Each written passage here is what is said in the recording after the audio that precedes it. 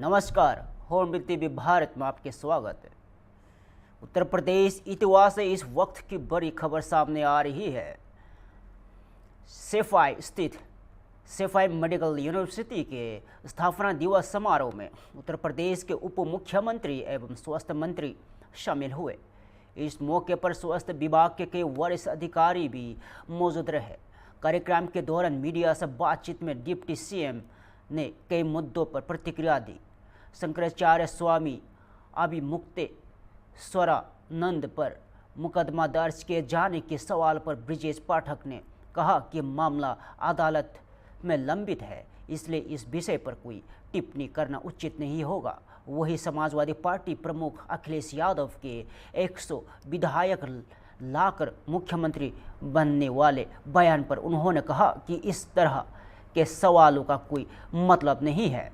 उन्होंने स्वास्थ्य सेवाओं को बेहतर बनाने और मेडिकल इंफ्रास्ट्रक्चर को मजबूत करने की सरकार की प्रतिबद्धता दोहराई। जिसकी आबादी 25 करोड़ के लगभग पहुंचने वाली है। लोगों को क्वालिटी हेल्थ सर्विसेज देने के लिए चिकित्सकों की आवश्यकता, पैरामेडिकल स्टाफ की आवश्यकता है। मैं आभार प्रकट करना चाहूंगा आप सबके माध्यम से आदरणीय प्रधानमंत्री नरेंद्र मोदी जी, जिन्होंने 2014 में जब इस देश की कमान संभाली, उन्होंने तय किया कि हम मेडिकल सीट को भी बढ़ाएंगे और नए मेडिकल कॉलेज खोलेंगे। 2017 में हमारे पास उत्तर प्रदेश राज्य में 17 मेडिकल कॉलेज सरकारी क्षेत्र में और 23 मेडिकल कॉलेज निजी क्षेत्र में, यानी कुल लगभग 40 मेडिकल कॉलेज। अरे यार पीछे आए, फिर क्या आगे बात चले यार। सर यहां माइक मत देना, के पास माइक मत करिए। अरे ऐसे थोड़ा पीछे ना, भाई पीछे आ जाओ सर, पीछे आ जाइएगा, पीछे सर थोड़ा पीछे आइए, आगे आगे आगे रोल। अरे भाई हां चलो आप पीछे मिंटू भाई तुम्हारी सर तुम्हारी आगे बढ़ो, आगे बढ़ो, थोड़ा चेहरा आने दो, आगे तो नीचे करो सर। उत्तर प्रदेश आयुर्विज्ञान संस्थान सैफई के स्थापना दिवस के अवसर पर पूरे प्रदेशवासियों को बहुत बहुत बधाइयां, शुभकामनाएं देता हूं। सैफई का आयुर्विज्ञान संस्थान बहुत तेजी के साथ प्रगति के पथ पर अग्रसर है। प्रतिदिन यहाँ 5000 के लगभग ओपीडी हो रही है। मरीजों की संख्या में बढ़ोतरी के साथ साथ सुविधाओं को भी बढ़ाने का काम लगातार जारी है। अभी 500 बेड का अस्पताल कुछ दिनों को पहले माननीय मुख्यमंत्री जी ने उद्घाटित किया था और अन्य सभी सुविधाएं जो भी आवश्यक होंगी, हमारी प्रतिबद्धता मरीजों के प्रति है, उत्तर प्रदेश के लोगों के प्रति है। इटावा और आसपास जनपदों के सभी मरीजों को बेहतर क्वालिटी हेल्थ सर्विसेज यहाँ मिले, उसको सुनिश्चित किया जाएगा। इसके अलावा हाईवे पर बड़ी संख्या में दुर्घटनाओं के कारण मरीजों को यहाँ आना पड़ता है, तो आज हमने तय किया है और हमने घोषणा भी की है कि हाईवे पर एक बड़ा ट्रॉमा सेंटर बनेगा, जिसको सैफई आयुर्विज्ञान संस्थान चलाएगा और उसके लिए प्रस्ताव मांग लिया। इसको शीघ्र से शीघ्र स्वीकृत किया जाए। सर मुख्यमंत्री पर एफआईआर हुई है। देखिए, मामला चूंकि अदालत में है, इसलिए अभी कुछ कहना उचित नहीं। मुख्यमंत्री जी जापान और सिंगापुर के दौरे पर है। देखिए, उत्तर प्रदेश राज्य अब बेहतर इंफ्रास्ट्रक्चर के साथ, नंबर 1 के लाइन ऑर्डर के साथ निवेश का सबसे बड़ा केंद्र बन करके उभर रहा है पूरे भारत में। आज उत्तर प्रदेश राज्य बीमारू राज्य नहीं, रेवेन्यू सरप्लस स्टेट है और बड़ी संख्या में उद्योग यहाँ लग रहे हैं। मुख्यमंत्री बन जाएंगे। देखिए, इस प्रकार की बातों का राजनीति में कोई स्थान नहीं है। उत्तर प्रदेश की जनता जनार्दन ने भारतीय जनता पार्टी को आशीर्वाद दिया है। माननीय प्रधानमंत्री जी की गरीब कल्याण योजनाओं पर मोहर लगाई है और उत्तर प्रदेश में योगी जी के नेतृत्व में आज लॉ एंड ऑर्डर से लेकर इंफ्रास्ट्रक्चर नंबर 1 का है। मंत्री जी अस्पताल का मंत्री जी इटावा में बलिया जिले से इस वक्त की बड़ी राजनीति और विटिया खबर सामने आ रही है। लगातार 3 बार से रासड़ा विधानसभा सीट से विधायक रह चुके उमाशंकर सिंह की मुश्किलें बढ़ती नजर आ रही है। सूत्र के मुताबिक बीते साल आय से अधिक संपत्ति के मामले में विजिलेंस द्वारा जुटाए गए ब्यौरे के बाद आज आयकर विभाग की टीम उनके घर पहुंची है। बताया जा रहा है कि टीम में 50 से अधिक अधिकारी शामिल है और सुबह से ही विधायक उमाशंकर सिंह के घर दस्तावेज खंगले जा रहे हैं। इस दौरान विधायक से आयकर अधिकारियों द्वारा पूछताछ की जा रही है और पूरे मामले की जांच जारी है। राजनीतिक विश्लेषकों का मानना है कि यह मामला विधायक की छवि और आगामी चुनाव के लिहाज से भी काफ़ी अहम हो सकता है।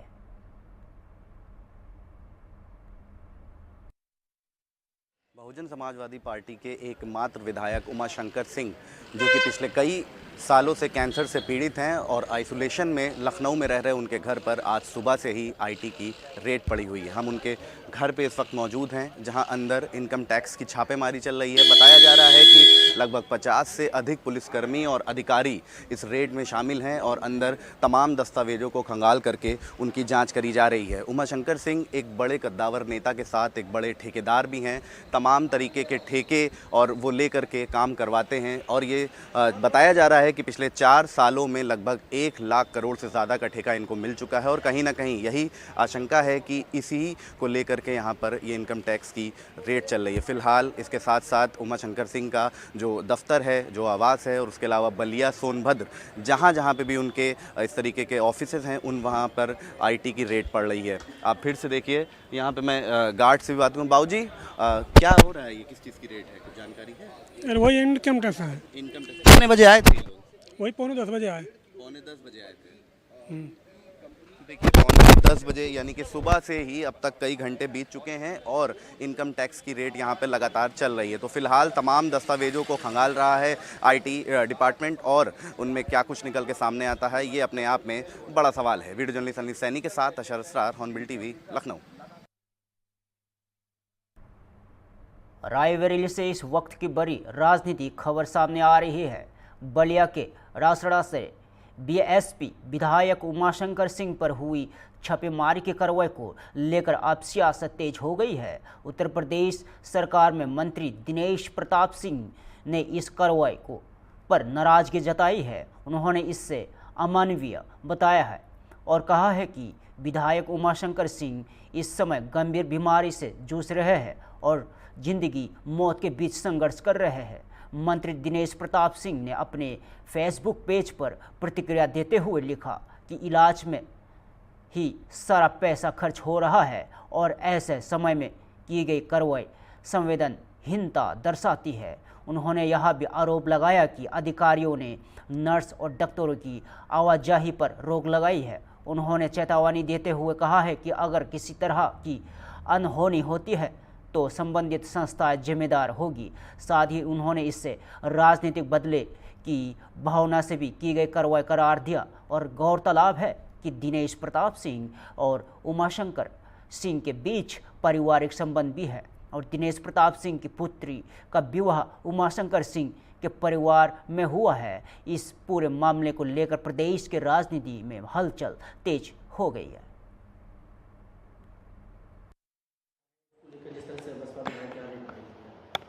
देखिए, भारतीय संस्कार, संस्कृति और सनातन धर्म में सुख दुख बांटना ये मनुष्य की प्रकृति में या मनुष्य के हिस्से में होता है। और आज हमारे रिश्तेदार श्री उमाशंकर सिंह जो विधायक हैं रसड़ा से, दलीय नीतियों के आधार पर हमारा उनका कोई रिश्ता नहीं, एक व्यक्तिगत जीवन का रिश्ता है और ऐसे में सुख दुख बांटना हर रिश्तेदार परिवार के लोगों की जिम्मेदारी बनती है। आज उनके घर पर आयकर विभाग ने रेड की, जबकि देश प्रदेश के राजनेता, देश प्रदेश की संस्थाएं सब जानती हैं कि 2 वर्षों से श्री उमाशंकर सिंह जी को ब्रेन का 4थे स्तर का कैंसर है। वो अपनी सांसें बचाने के लिए कभी अमेरिका, कभी दिल्ली, कभी लखनऊ 2 वर्षों से लगातार दौड़ रहे हैं और ऐसी परिस्थितियों में उनका धंधा व्यवसाय सब चौपट हो चुका है, ऑलमोस्ट बंद हो चुका है। उसके बावजूद उनके घर में रेड किया जाना इन परिस्थितियों में, और जिस प्रकार से रेड की जा रही है कि उनके घर में नर्स और चिकित्सक जाने का भी अवसर नहीं दिया जा रहा है। अगर कोई हानि, जीवन की हानि होती है तो इसके लिए संस्थाएं जिम्मेदार होंगी। और मैं समझता हूं कि दुर्लभतम अपराधों में भी जब ऐसी परिस्थितियों में कोई न्यायालय जाता है तो माननीय न्यायालय भी दया के आधार पर उस याचिका को स्वीकार करके दोषमुक्त कर देती है। मैं दोषमुक्त करने की बात नहीं करता हूं, अगर दोषी हो तो चाहे जो सजा दी जाए, लेकिन क्या यह अवसर राजनीतिक बदले की भावना से प्रेरित होकर के किसी को दंड पहुंचाने अथवा पीड़ा पहुंचाने का अवसर हो सकता है? क्या ये सही समय है? बिल्कुल नहीं। इसलिए ईश्वर सद्बुद्धि दे उन राजनेताओं का जो बदले की भावना से पीड़ा पहुंचा रहे हैं। इन परिस्थितियों में मैं समझता हूं किसी भी संस्था को ये हक नहीं है और इस समय ये कार्रवाई किसी दशा में उचित नहीं कही जा सकती। टोक्यो से इस वक्त की बड़ी खबर सामने आ रही है। मुख्यमंत्री योगी आदित्यनाथ के टोक्यो आगमन पर यामानाशी प्रांत के वाइस गवर्नर जुनिची इशिदारा ने उनकी आवागवाही की एयरपोर्ट पर आत्मीय स्वागत का माहौल देखने को मिला। इस मौके पर प्रवासी भारतीय समुदाय के भी मुख्यमंत्री का इंतजार और जोरदार स्वागत किया और पारंपरिक तरीकों से अभिनंदन किया गया और उत्तर प्रदेश के विकास मॉडल को लेकर उत्साह दिखाई दिया। बताया जा रहा है कि मुख्यमंत्री का यह दौरा निवेश और तकनीकी सहयोग और औद्योगिक साझेदारी को मजबूत करने में के उद्देश्य से बेहद अहम माना जा रहा है और टोक्यो में आयोजित बैठकों और कार्यक्रमों के जरिए उत्तर प्रदेश और जापान के बीच सहयोग के नए आयाम खोलने की उम्मीद जताई जा रही है। भोपाल से इस वक्त की बड़ी राजनीतिक खबर सामने आ रही है। मध्य प्रदेश के मुख्यमंत्री मोहन यादव ने लोकसभा में नेता प्रतिपक्ष और कांग्रेस सांसद राहुल गांधी के बयान पर कड़ी प्रतिक्रिया दी है।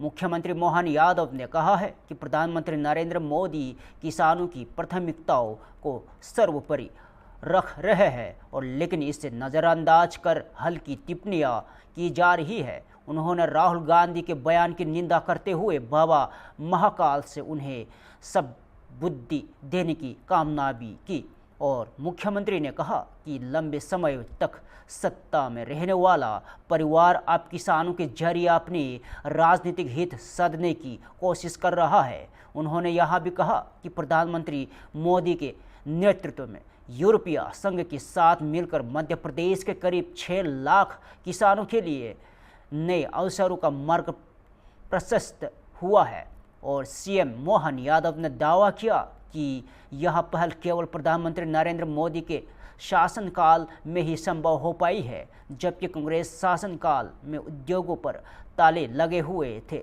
इस बयान के बाद एक बार फिर भाजपा और कांग्रेस के बीच सियासी बयानबाजी तेज हो गई है।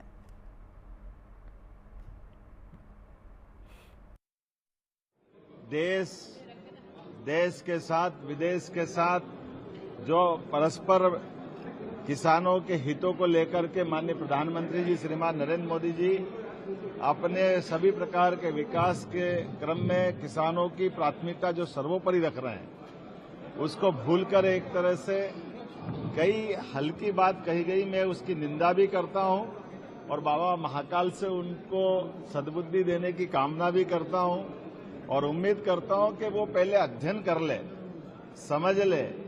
जिस प्रकार से झूठे अनर्गल आरोप लगा करके राहुल गांधी जी ने बात कही, मैं मान के चलता हूं बाबा महाकाल उनको सद्बुद्धि दे और उनको क्षमा याचना करना चाहिए कि उनने अपने ही पुरखों के द्वारा लंबे समय तक देश की आजादी के बाद से लंबा समय तक सरकार चलाने का जिस खानदान को अधिकार है, वो अब किसानों की आड़ में अपने मतलब के लिए अपने संभावनाओं के द्वार देख रहा है। ऐसे संभावना खुलने वाली नहीं है।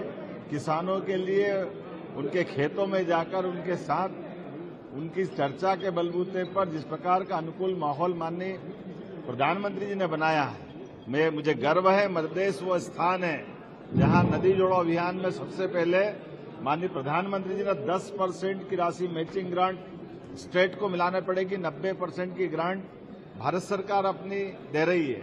इसके माध्यम से किसानों का भला होगा।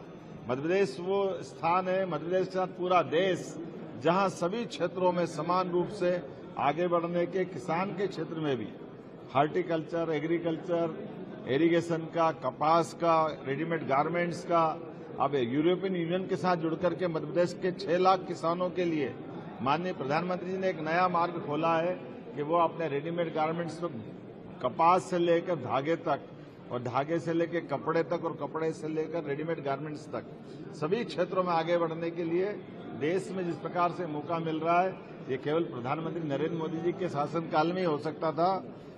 कांग्रेस के शासनकाल में तो हमारी इंडस्ट्री में ताले लगे थे। मैं एक बार फिर दोहराना चाहूंगा कि कृपा करके नेता प्रतिपक्ष और उनकी बहुत पुरानी पार्टी के राष्ट्रीय अध्यक्ष जी थोड़ा स्मरण करें अपने उस शासनकाल के काले पन्नों को, जिनके काल में शासनकर्ताओं के माध्यम से किसानों के लिए लगातार अन्याय किया गया था। मैं एक बार फिर बाबा से कामना करता हूं इनको सद्बुद्धि दे।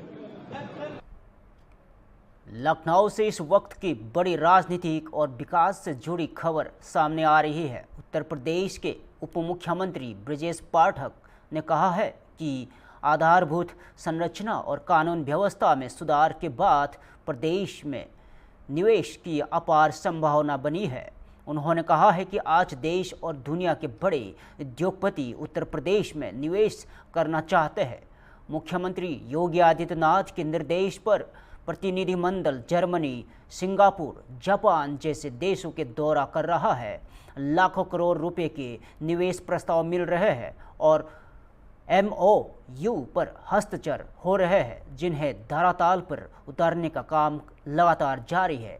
उप मुख्यमंत्री के प्रदेश की जनता की ओर से प्रतिनिधिमंडल का आभार व्यक्त किया और कहा कि यहां उत्तर प्रदेश के विकास का स्वर्णिम दौर है और वही उन्होंने समाजवादी पार्टी पर निशाना साधते हुए कहा कि उन्हें यह बर्दाश्त नहीं हो रहा है कि उत्तर प्रदेश का आम नागरिक अपने जीवन स्तर को ऊपर उठाने का काम कर रहा है।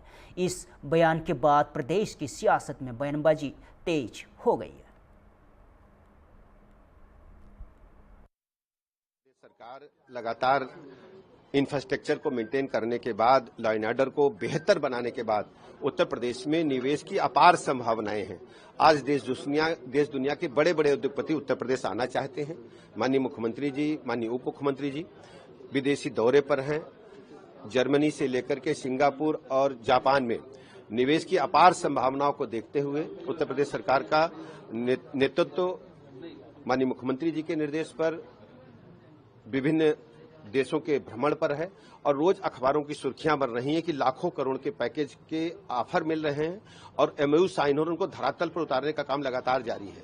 मैं उत्तर प्रदेश की जनता की तरफ से मतलब अपने प्रतिनिधिमंडल का बहुत बहुत आभार प्रकट करता हूं और आप देखेंगे कि शीघ्र ही उत्तर प्रदेश राज्य निवेश के मामले में औद्योगिक जगत में नंबर 1 पर आएगा। देखिए, समाजवादी उनके पेट में दर्द है और उनको ये बर्दाश्त नहीं हो रहा कि उत्तर प्रदेश का जो आम आदमी है, गरीब आदमी है, अपने जीवन स्तर को ऊपर उठाने में माननीय प्रधानमंत्री नरेंद्र मोदी जी की गरीब कल्याण योजनाओं की वजह से उत्तर प्रदेश में विकास की वजह से नंबर 1 पर आ रहा है। उसका जो आर्थिक हालात बदल रहे हैं और आज उत्तर प्रदेश का नागरिक, हर नागरिक अपने आप को माननीय प्रधानमंत्री जी का बहुत बहुत आभार प्रकट करता है। प्रधानमंत्री 2 दिन के इजरायल दौरे।